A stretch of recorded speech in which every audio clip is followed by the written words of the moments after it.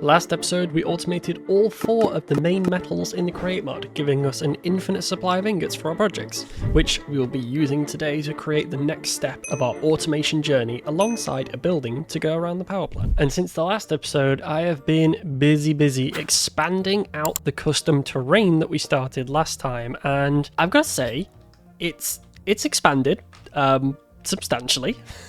I've pretty much extended it all the way around this side of the island now, and we've done pretty much a quarter of the entire thing. If I look on the map here, we are making some seriously good progress on this. And those 3 things, obviously 1 being the power plant, and 2 and 3 building a tree farm and an andesite farm. Now we have kind of already done this, but I want one on site for the projects here. The ones at my base are for my own personal use that I use to do my building and whatever with, but then these ones are going to be purely for the farm themselves and the farms they connect to.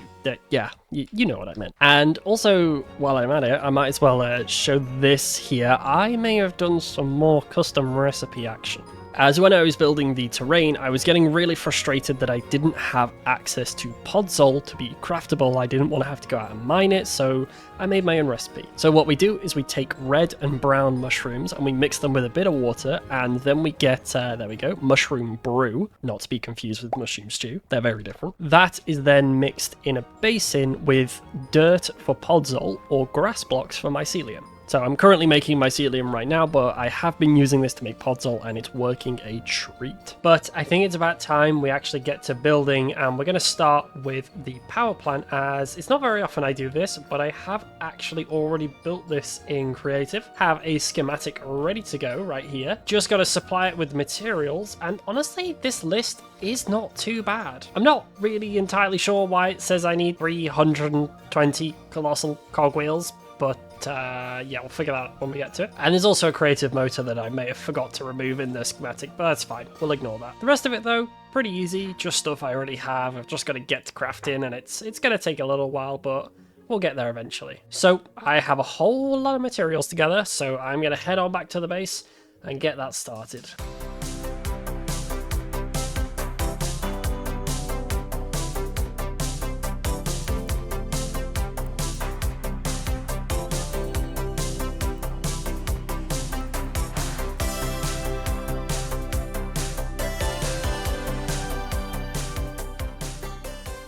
And just like that, the build is pretty much done. I'm really happy with this. It looks so good. I'm so happy with this. Although there is 1 or 2 more bits that need finishing off, and quite honestly, I recorded this on my main account, not with Skeechcam, and this one singular missing slab has been staring at me for the past 20 minutes, and I've not been able to do anything about it.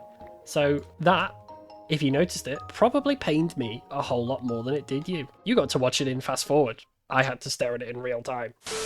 And lastly, I did have some colossal cogwheels in the roof, which there was only 20 of these. There's 5 on each side. I put a stack into the chest. They've all disappeared, and yet no cogwheel exists. And now I have invisible blocks here. So I have a feeling some funky stuff has just gone on. Yeah, the schematic cannon really doesn't like these things, so I may have to do some shenanigans to get those in place. Now, I don't want any invisible blocks ruining my day, so what I'm going to do here is run a quick command for air replacing... oh god, what mod are they from? They're from Petrol's parts, right? Yeah, they are. Okay. And this is just going to remove any of those invisible blocks that may be hiding around there. And then this part is just going to do it in an area around me. Which, yeah, that is removing invisible blocks. I'm glad I've done this. I've danced with the possibility of corrupted worlds and weird block data much enough that this is a command situation to fix this. Kind of annoying, because those cogwheels are pretty expensive, but thankfully I did not craft a whole bunch of them. It ran out of slabs. Weird looking slabs they are. Shafts, I mean. Alright, so after popping some more materials in, this should craft up a bunch of these for us, and we can get this roof done. Meanwhile...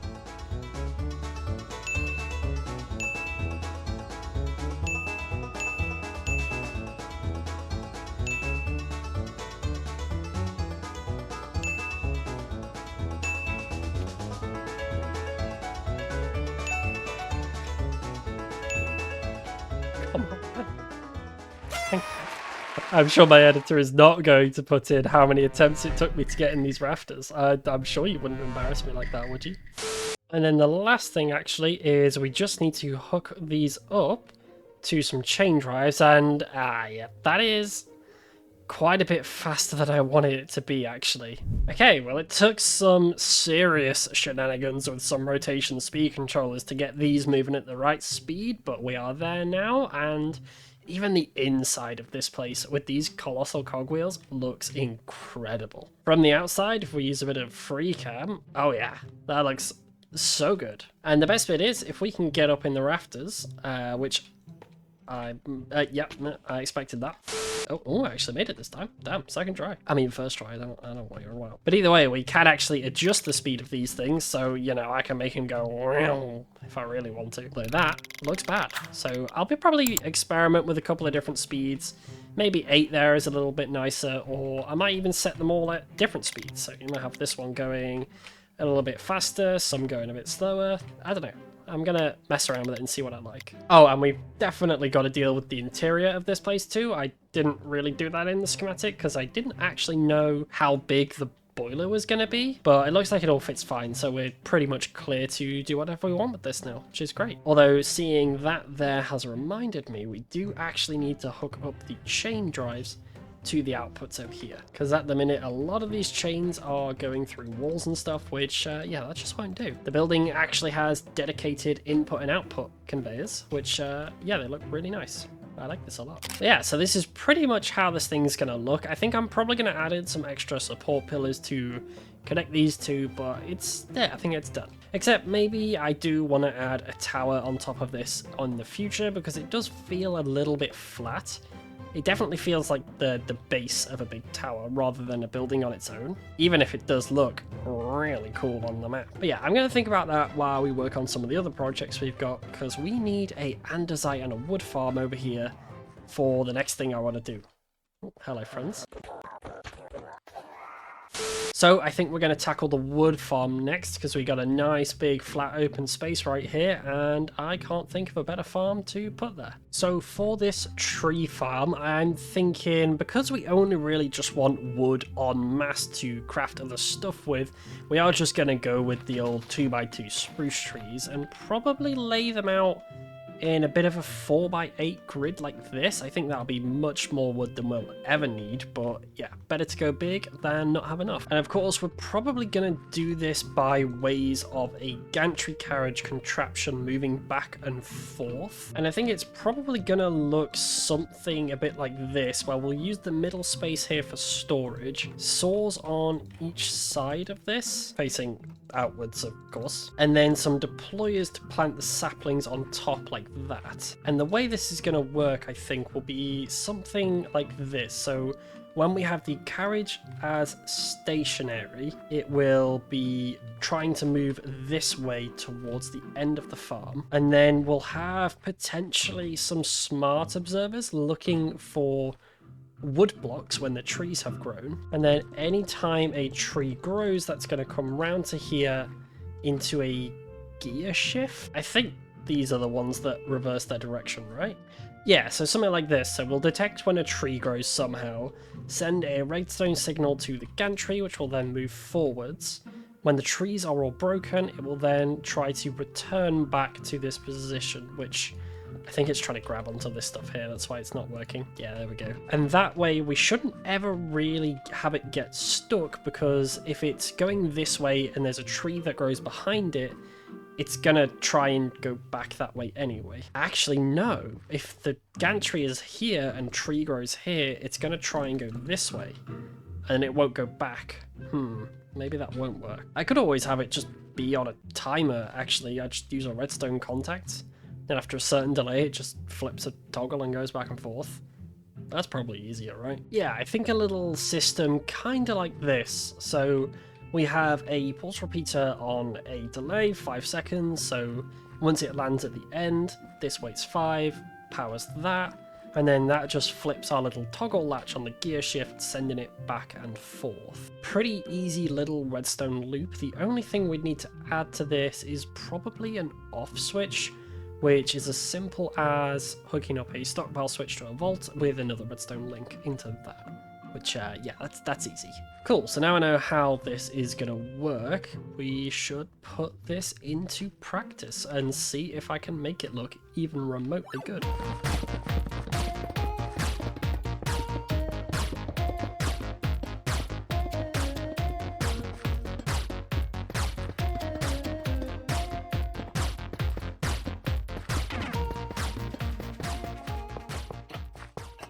And after not really that much work, a bunch of blocks placed and a little cage around this thing, I think we are ready for our first test. So I have hooked up a temporary off switch. All of these saplings are loaded in. We have our redstone set up. Super duper simple down here, just redstone links really. Clutch and a gear shift. So we should now be able to release this and it's gonna get stuck. That's a bad sign. I think this might be because I've locked it while this is stuck on. So if I do that and then that, yeah, that's gonna get going. So that is kind of a design flaw. Maybe I need to refine the redstone a little bit to stop that from happening. But as you can see, all these saplings have been planted and now that should bounce back. Yeah, I do want to see how it works when we grow a tree though. So we'll grow just a handful right here and let this chew through them. Because this is a gantry and not a contraption, it's getting stuck on the trees. I did not see that coming. Yeah, so we're definitely going to need to expand the amount of saws on this thing. It might actually just need to be a wall of them because these blocks are going to get stuck if there's a big tree like this as well. And of course, when I need more saws, I've run out of iron. So, great. It's not nearly as pretty as it was before, but it definitely works, and it is starting to chew through these trees pretty quick. So, farm's working. We have just a little temporary output set up for now, but this will eventually be going into other places. I also did not think my decorative coarse dirt would be turned to puzzle. Oof. Copycat blocks to the rescue. And I'll admit, copycat blocks, I thought, what is the point of these when I first saw them? And now I get it. All these things that I don't want turning to podzol, copycat block time. I have infinite zinc. I can do this now. It does look pretty naff on the map though. I might have to maybe find a different way of doing this because it looked gross. And after a bit of meddling, this was kind of the best I could get this to, this kind of dark outline. I ended up just putting regular dirt blocks underneath the copycats and it kind of works, but it's not great. I don't know why I care so much about it looking good on the map. I mean, the rest of it's a mess, but it's fine, I guess. But I did all of that over on a stream on my Twitch channel, which you should definitely go and follow, and also started work on the Andesite factory, which is going to go over on this side right next to it here. And of course, the recipe for andesite that we'll be using needs lava, and since we have an infinite source over there, I just brought over another set of pipes into a tank here, which has, yeah, it's actually filled out this backspace quite nicely. I really love the look of these big industrial pipes. They look so good. And you better believe this entire really long pipe behind me definitely did not get built one block off center, and I had to redo the entire thing off stream because I realized and then rage quit. I would never do something like that. Couldn't be me. But yeah, the andesite building here needs work. I have barely started it. I did one wall as a tester and got the lava over, and that was about it. So we have a couple of bits to fix. First up, taking off this outline, kind of filling in the rest of the floors, and then kind of working the terrain around it to make it a little more agreeable, because it's kind of floating on this side.